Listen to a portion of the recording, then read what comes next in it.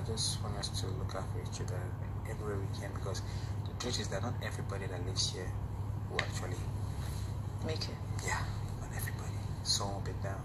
So anybody that is up, pick them. Okay.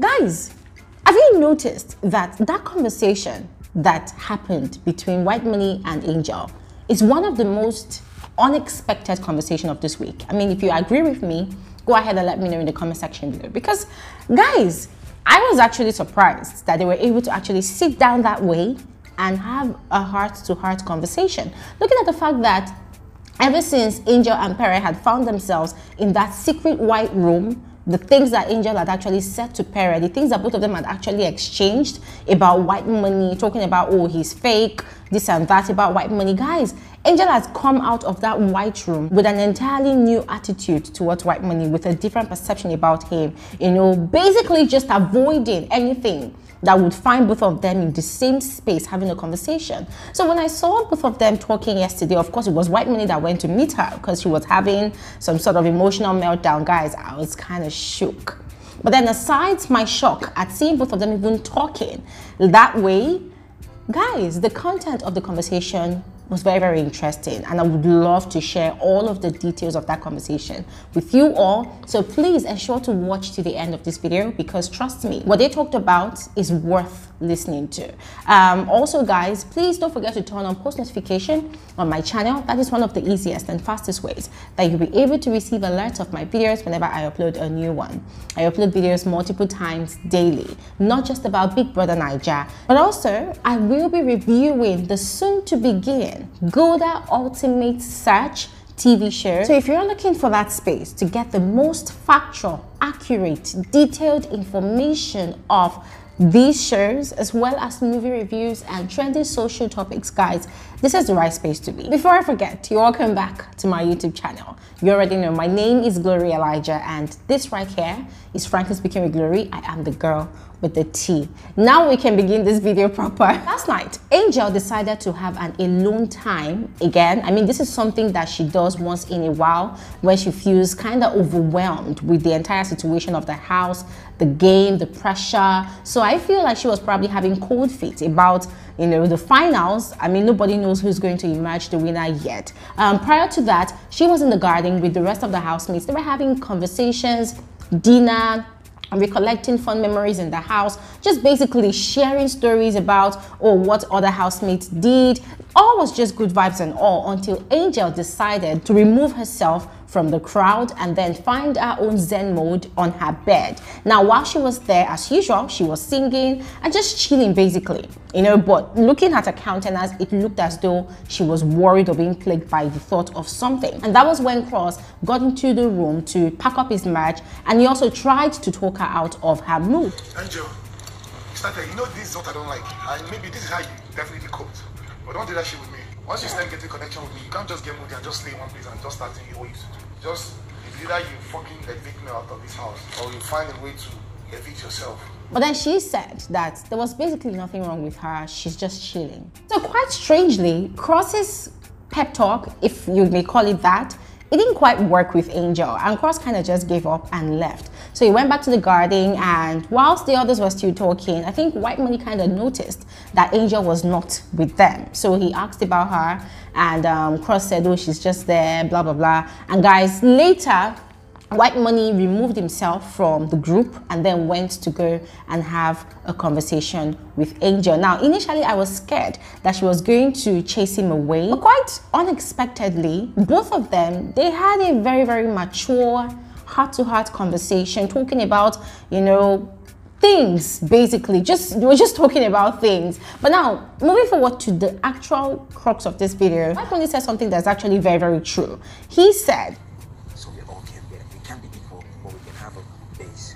An equilibrium. Yeah, we can have a base. That is just what we strive for, to help each other grow better. That's the word. Let's help. That's what I said. Frankly, guys, let me tell you something.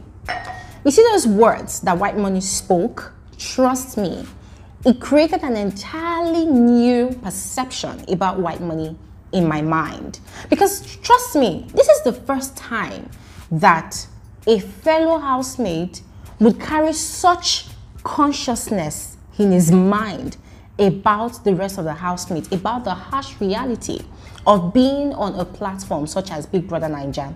Guys, what Whitemoney said is the absolute truth. And this is one thing that happens every season to season.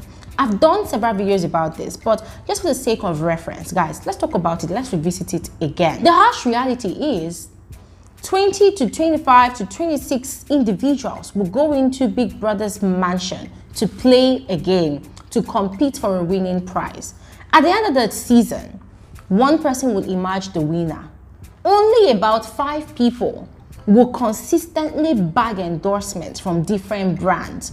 The rest of the housemates, they will just fizzle out into thin air. Like, guys, sometimes it's very difficult, very hard to even remember the names of the complete set of individuals that actually participated in every season of Big Brother Naija. Not just Big Brother Naija, but for every reality TV show. In fact, every TV show, competition, whatever that happens, not just in Nigeria, but the world at large.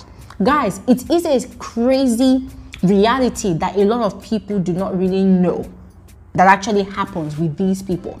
Now, some of these people, they run into depression. Some of them, they get so frustrated. Some of them turn a social recluse. And guys, there's also that part of the pressure of not being able to fit in, of not being able to uphold that high class elite social lifestyle.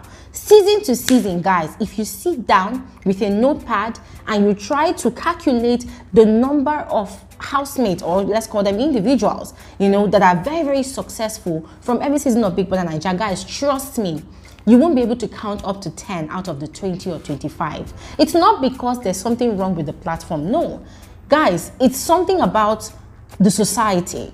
Yes, how well can that individual also push themselves? How well are they also able to adjust to their new reality? Guys, it's a crazy reality. And to be frank with you all, I really appreciated the fact that this is something that Whitemoney actually understands. And I love the fact that that is what he is trying to foster, you know, between himself and the rest of the housemates. Because trust me, the reality is, as we're watching the season of the show, we already know those people who are very marketable. We already know those people. We've already identified those people that we know are surely going to bag tons and tons of endorsement, whether it's small money, but their faces will be all over the internet. But guys, trust me, whether we like it or yes, there's still that set of housemates, yes, that will not even be seen. Like when I say they will not be seen, they are probably doing things out there, but they will not get the same level of publicity that the popular ones will be getting. And trust me, you see those ones that will not be seen, some of them will run into depression. Some of them will run into debts. Some of them will be broke. Some of them will be suffering, to be very honest. They'll be struggling very hard. And the sad truth is, those ones who will be bagging all the money, all the endorsement, they might get so booked and busy that they might not even have time to catch up with their colleagues who are struggling. So guys, I completely understood the angle from which Whitemoney is coming, having each other's back, ensuring that everybody is okay. Those who are broke, they rally around, contribute money and support that person. Just having one another's back, because to be very honest, the streets are rough. Anyways, guys, I thought I should let you all know about that particular conversation because it is actually a very necessary information that people should know. For some of these housemates, the reality is their relevance only extends to the first 3 months after the show. Afterwards, some of them, their name just fizzle out into thin air. Trust me, this is a reality. I'm sure we all know about it. So let's go ahead and let me know your thoughts about that conversation in the comment section below. And I'll see you all on another episode of Frankly Speaking with Glory Elijah. Have an amazing day. Bye.